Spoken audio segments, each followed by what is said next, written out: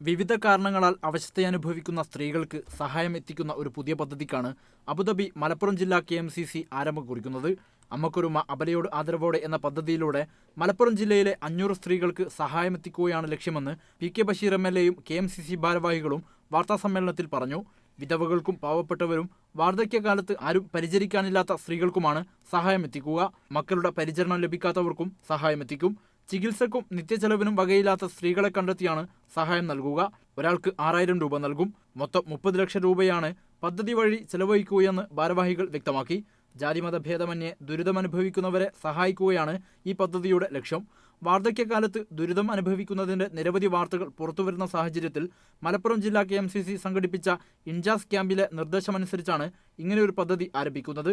അവബോധന സദസ്സ്, വിധവാ desk, student desk, counselling desk എന്നിവയും പദ്ധതിയുടെ ഭാഗമായി KMCC ആരംഭിക്കും. Indian Islamic centre president P. Babahaji, കേന്ദ്ര വൈസ് പ്രസിഡന്റ് മൊയ്തു അടയൂർ, ജില്ലാ KMCC president Azeez Kaliyadan, Shukkur Ali Kallungal, NP Marakkar എന്നിവർ വാർത്താസമ്മേളനത്തിൽ പങ്കെടുത്തു.